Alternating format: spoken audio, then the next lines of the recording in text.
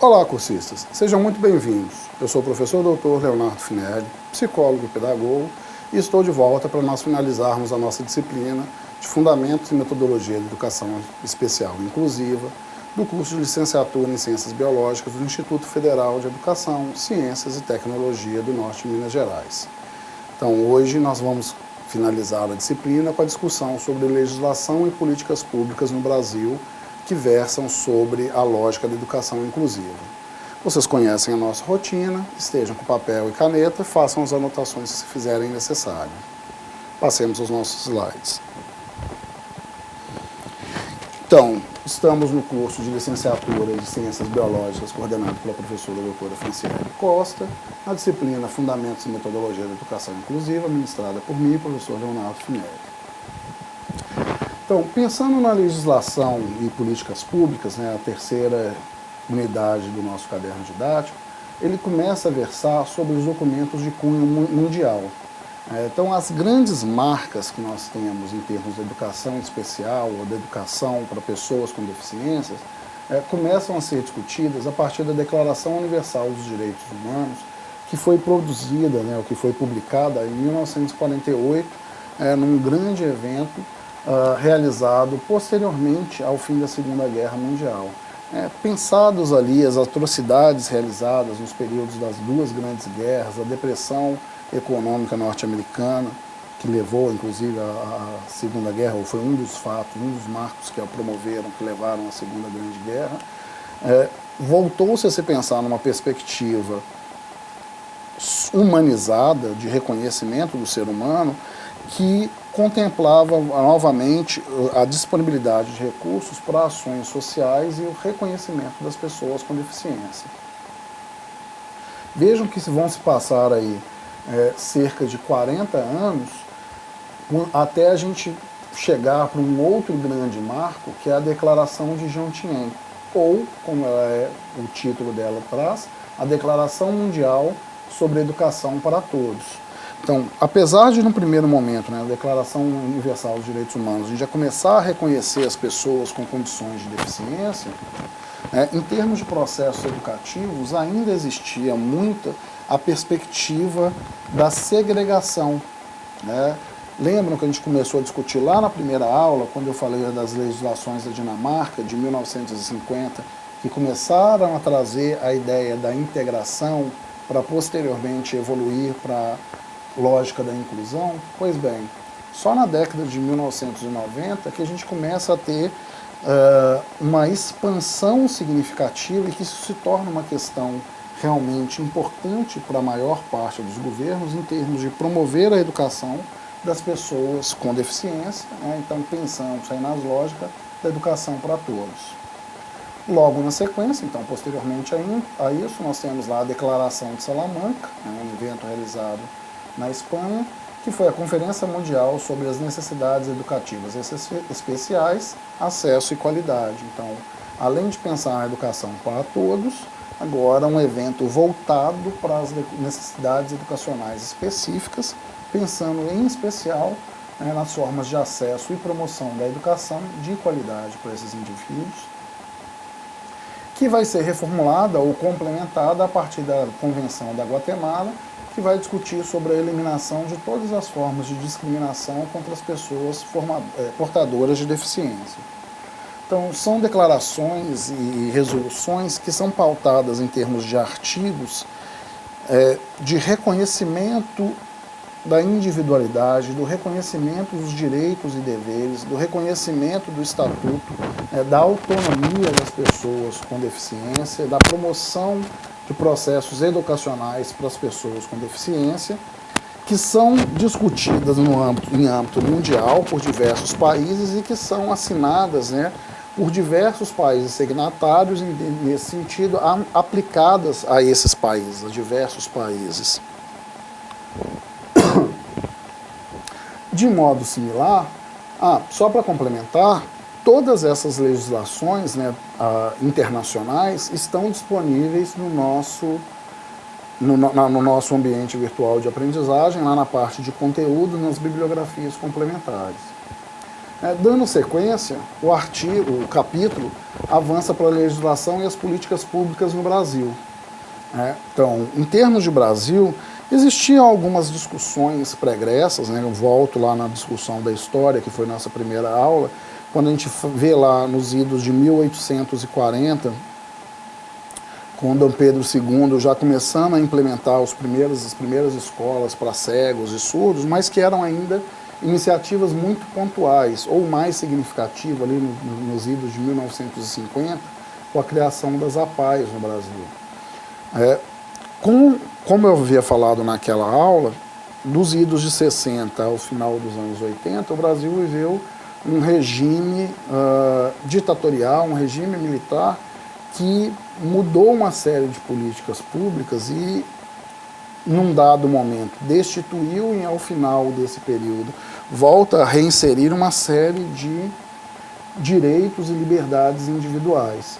Então, o grande marco, ao final desse período ditatorial, é a nova Constituição Federal promulgada no Brasil, ou publicada no Brasil em 1988, que é conhecida como a Constituição Cidadã, baseada no modelo francês, né, da ideia da Revolução Francesa, de liberdade, igualdade e fraternidade, que traz uns princípios humanizantes e humanizadores extremamente significativos e que começam a reorganizar as percepções de reconhecimento de direitos e deveres e de identidade das pessoas com deficiência. Logo na sequência, em 89, é publicada uma legislação para a Política Nacional para a Integração da Pessoa Portadora de Deficiência. Essa legislação ela vai ser reeditada no final dos anos 90, né, em 1999, para o formato que ela tem atualmente. Pensado já então nessa política de integração da pessoa portadora de deficiência, nós temos um outro marco importante no Estatuto da Criança e Adolescente, que não são necessariamente deficientes entre si, mas que reconhece elementos da educação e do reconhecimento da identidade ou da individualidade desses indivíduos, de crianças e adolescentes que são portadores de deficiência. E aí, de novo, eu insisto que o termo portadores de deficiência ele é muito marcado nessa época, no final dos anos 80, anos 90, e que vai entrar em desuso a partir dos anos 2000, quando a gente começa a falar de necessidades educacionais especiais e que vai evoluir para necessidades educacionais específicas e atualmente a gente fala mais de atendimento educacional especializado. Na sequência, então, a Lei de Diretrizes e Bases da Educação Nacional, a LDBEM, publicada em 94, na verdade não publicada, reeditada em 94, a primeira edição dela é da década de 60, 71 a segunda edição, nós temos mais algumas alterações no período militar e a grande LDB que sofre pequenas complementações, mas ainda está em vigor, é a de 94, né, a Lei 93/94, desculpem, esse ano está errado, é 96 a LDB. A Lei 93, 94, 9.394 de 1996. Em 2001, nós temos o Plano Nacional de Educação, que é uma proposta, né, que foi promovida em primeiro momento em 2001, como uma proposta bienal, mas que posteriormente acaba assumindo uma perspectiva de decênio e que o atual em vigor é o Plano Nacional em Educação de 2014, né, já houveram as discussões para um novo Plano Nacional de Educação, mas que ainda não está em vigor. E as diretrizes nacionais para a educação especial na educação básica, também discutida em 2001, com uma série de documentos, leis, declarações, resoluções de cunho estadual e municipal, complementando e regulamentando essas diretrizes de âmbito nacional para os âmbitos estaduais e municipais.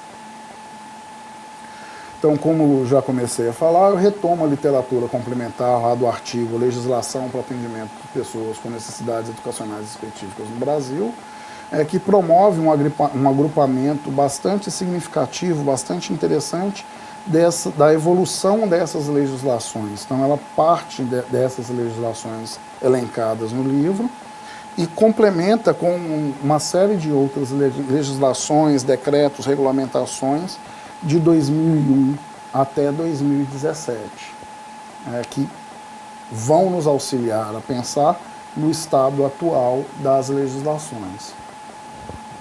É importante entender que os paradigmas educacionais vividos ao longo da história da educação especial foi o segregativo, que evoluiu para o integrativo e que tenta evoluir para o de inclusão. Então, que há a influência de cada um desses elementos. Como eu já trouxe mais cedo, a proposta da integração vivida na Dinamarca na década de 1950 foi um marco da história da educação especial mundial. A estratégia, então, da Dinamarca para a educação integrativa, ela voltava-se para o âmbito da família, da educação, da formação profissional, do trabalho e da segurança nacional. Então, a partir desse modelo dinamarquês da década de 50, começa a se discutir a integração como uma prática nos países da Europa. Na década de 70, ela vai chegar, através da publicação do Public Law, nos Estados Unidos. Em 78, ela vai continuar a evoluir nos Estados Unidos em termos do conceito do Special Education Needs, ou das necessidades educacionais especiais. Olha, vejam que eles já falam de necessidades educacionais especiais em 78 nos Estados Unidos, e a gente ainda continua falando sobre portadores de necessidade, portadores de deficiência no Brasil até a década de 90. É só nos anos 2000 que a gente vai começar a assumir a mudança do termo para necessidades educacionais especiais. Eu retomo, então, essa imagem que a gente discutiu lá nas primeiras aulas, dos paradigmas da exclusão, onde, historicamente, as pessoas com deficiência eram meramente excluídas.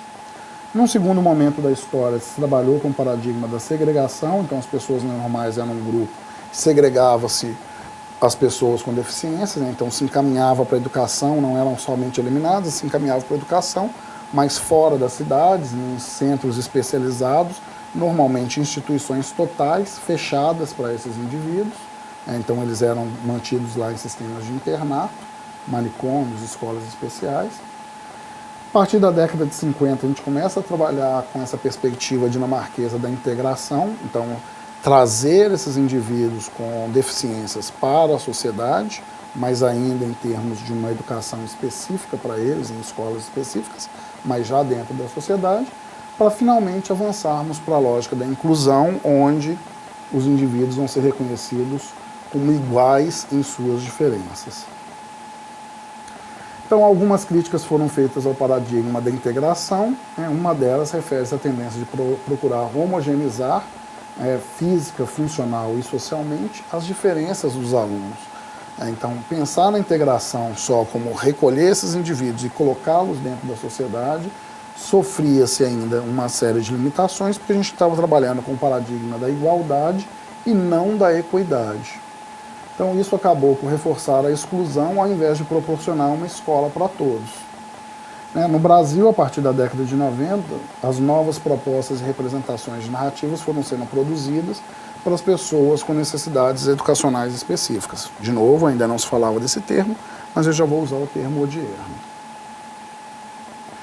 Então, em termos da educação inclusiva, ela passa a ser promovida a partir da Assembleia de Salamanca, na Espanha, da Declaração de Salamanca que eu falei lá mais cedo, que é um documento internacional, onde aconteceu o segundo Seminário Nacional de Integração da Pessoa Portadora de Deficiências no Contexto Educacional, onde representantes da Unesco debateram essa questão da inclusão dos indivíduos, das pessoas com deficiências. Ainda se falava de portadores, mais à frente vai cair esse termo, no contexto educacional. Então, essa resolução ela deixa claro os antecedentes importantes sobre as orientações das escolas inclusivas e começam a estabelecer uma regulamentação, uma série de princípios que vão ser acolhidos pelos governos de 88 países e 25 organizações internacionais que começam a reestruturar o discurso e a organização das escolas. Então, na Declaração de Salamanca, ela reafirma o compromisso com a educação para todos, face à urgência do encaminhamento das intervenções junto à população que apresente necessidades especiais no sistema de educação geral. Então, a inclusão representa um movimento inovador em relação à educação especial, né, direcionado às escolas regulares para que elas aceitem e incluam todas as crianças em suas turmas, sem nenhuma discriminação. Então, no Brasil, isso vai chegar nos idos dos anos 2000. Ainda se trabalhava com uma perspectiva de integração, colocava a criança portadora de deficiência, colocava-se a criança com condições de deficiência numa escola regular e ela ficava segregada. Então era o cego, é o surdo, é o cadeirante, é a criança com condição de retardo que estava lá na sala e não tinha condições de aprender porque não haviam recursos para promover a educação dessas crianças, né, na crença de que a mera socialização já seria uma grande vantagem para esses indivíduos e sem reconhecer que eles também sofriam outros tipos de preconceito, outros tipos de bullying por serem diferentes numa escola regular que não promovia a inclusão, mas sim a mera integralização desses indivíduos. Posteriormente, outros documentos foram sendo aprovados, outras legislações, e aí eu sugiro a leitura do artigo lá complementar, que vão prever a inclusão das pessoas com necessidades educacionais especiais ou específicas nas classes regulares, e essas declarações, portarias, regulamentações começam a criar condições para a real inclusão. Então não é só integrar, né? Não é só pegar a criança com deficiência e colocar na sala, mas criar condições. Então é pegar uma criança surda e colocar na sala, mas com um intérprete para auxiliar o processo de aprendizado.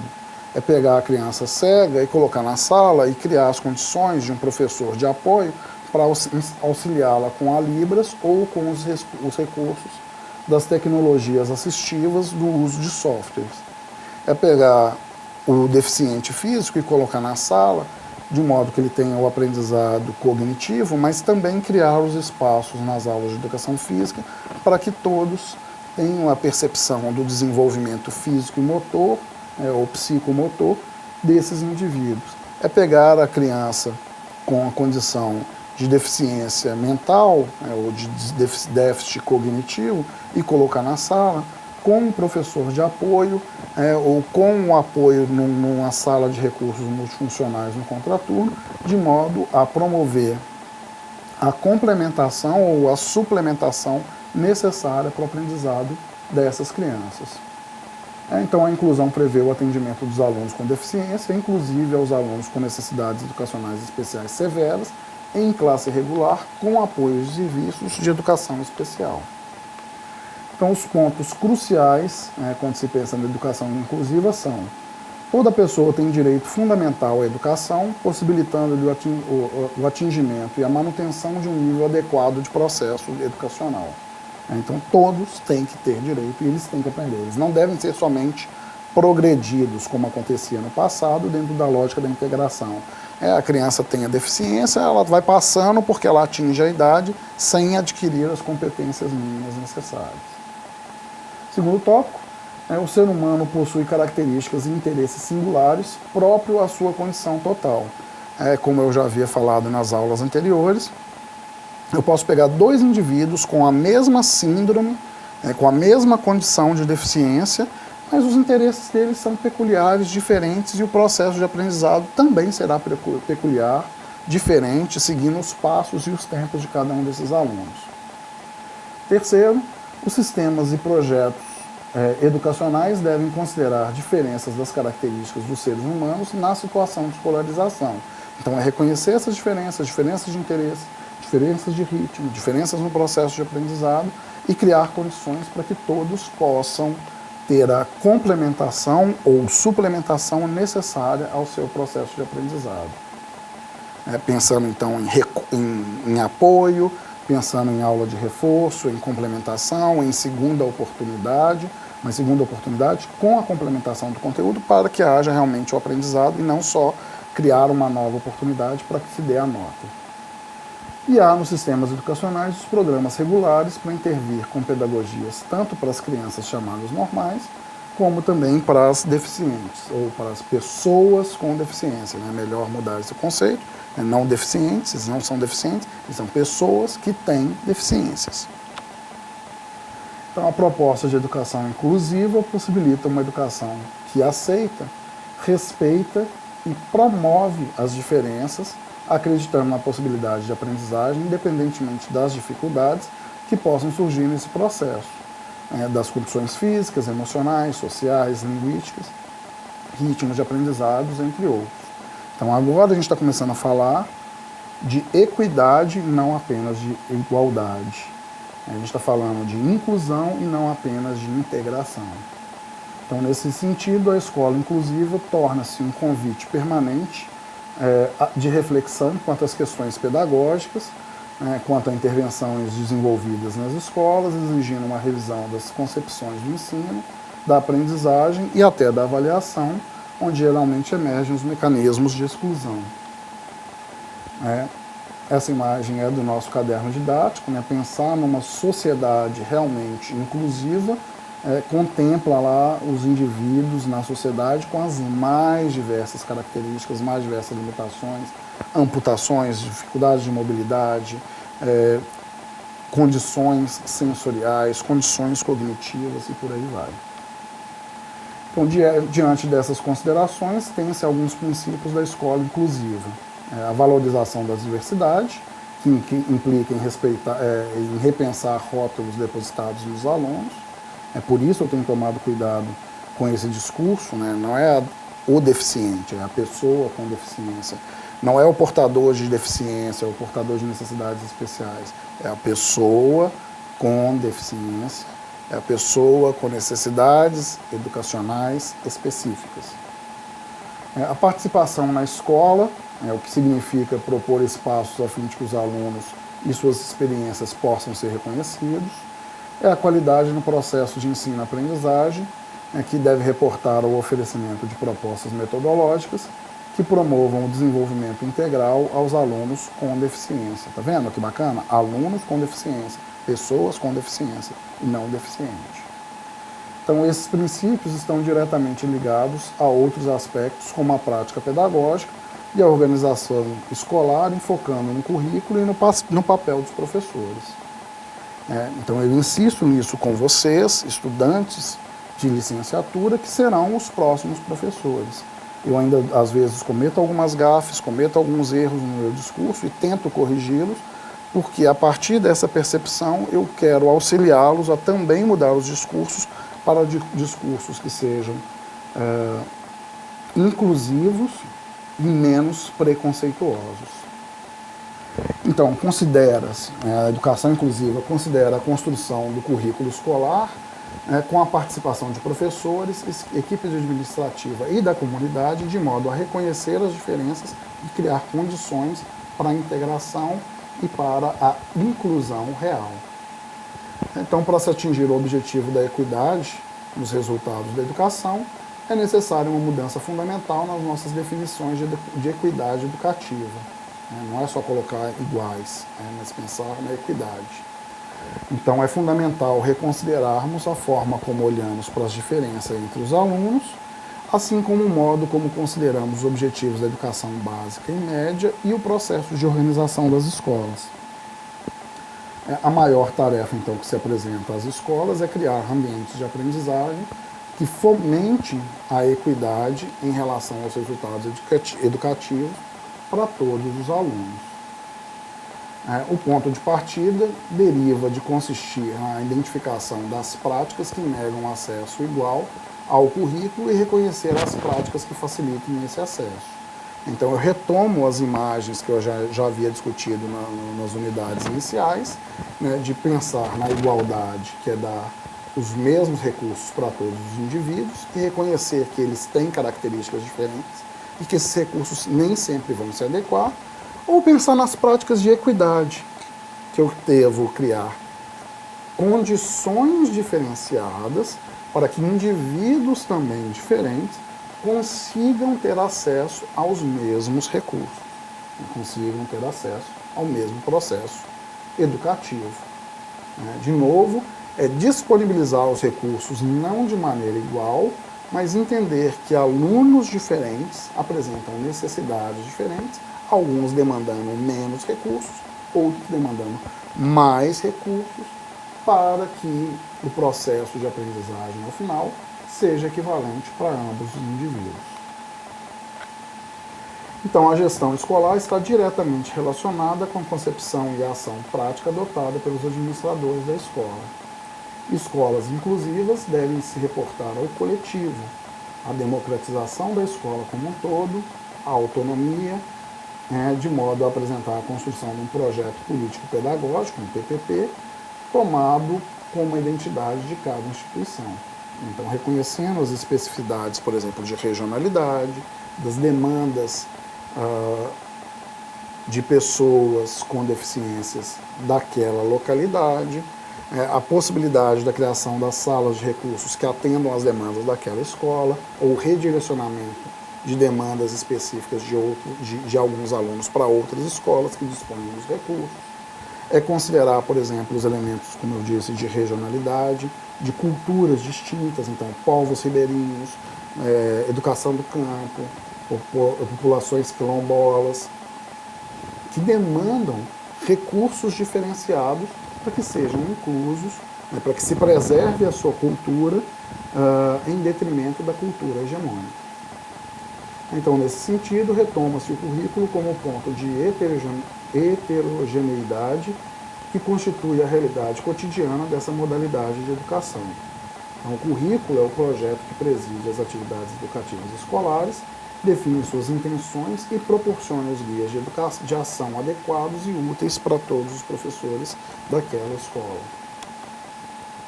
Então, o currículo se configura como um elemento propiciador de participação das demais camadas que compõem a escola, como um instrumento de manifestação das diversas realidades socioculturais que irão efetivamente dar conta da grandeza e da diversidade humana. Um currículo adequadamente estruturado, ele contempla essa diversidade e acolhe a todos. E assim ele possibilita o desenvolvimento das competências essenciais, a participação dos alunos com necessidades educacionais específicas num ambiente que promova a superação de posteriores dificuldades e problemas. Um determinante fundamental para o processo do projeto é o papel dos professores, que seremos nós, que somos nós, eu e vocês futuramente, no sentido de acolher esses alunos, no sentido de pensar nessa educação que acolha as diferenças e promova todas as pessoas com diferenças a partir de um princípio de equidade. Isso deve se dar desde a educação infantil até o ensino superior, onde a meta principal tem sido satisfazer as necessidades específicas de aprendizagem de cada indivíduo. Incentivar, então, os estudantes a aprender e a desenvolver o seu potencial a partir da realidade da sua realidade pessoal, que requer dos professores uma maior sensibilidade e pensamento crítico a respeito da sua prática pedagógica, que precisa ser reestruturada em função dessas necessidades. Esse aspecto deve ser, então, enfatizado, principalmente para que o professor que atua com alunos com necessidades educacionais específicas ou com um atendimento educacional especializado, que terá necessidade constante de adaptar-se às novas situações que surgirão no interior da sala de aula. Mesmo que ele receba, a cada ano a gente vai receber um novo grupo de alunos, e a cada novo grupo de alunos, novos conjuntos de necessidades educacionais específicas. Mesmo que sejam dois alunos com o mesmo diagnóstico, as necessidades e os interesses, por serem diferenciados, podem levar a demandas de atendimento muito específicos. Como eu já disse anteriormente, é pensar numa educação gourmet que se adequa à necessidade de cada aluno. Diante desse paradigma inclusivo, torna-se necessário valorizar o papel assumido pelo docente de apoio, então o professor de apoio, que possui uma formação especializada, nomeadamente no domínio da educação especial, devendo prestar apoio educativo à escola em seu conjunto, não é só ao aluno, mas à escola em seu conjunto, ao professor, ao aluno, à família, no sentido da identificação das necessidades educacionais específicas, no planejamento e implementação dos apoios educativos adequados, na organização e gestão dos recursos e medidas diferenciadas a introduzir no processo de ensino-aprendizagem, a diversificação das estratégias pedagógicas, de modo a flexibilizar o currículo e promover o processo de aprendizado para aquele indivíduo. Então, esse profissional tem suas funções definidas através das diretrizes educacionais de educação especial para a educação básica, documento mais antigo que foi reformulado, e que atualmente a gente já começa a pensar, inclusive, nas licenciaturas, a gente já começa a ver os cursos, havia já no passado as especializações para o atendimento de sala de recursos ou para a educação especial, e atualmente a gente já começa a ver graduações para atendimento em sala de recurso ou para educação especializada ou para educação específica, de modo a acolher esses alunos e promover professores para atuação nessa sala de recursos. Bom, caminhamos então para o nosso final.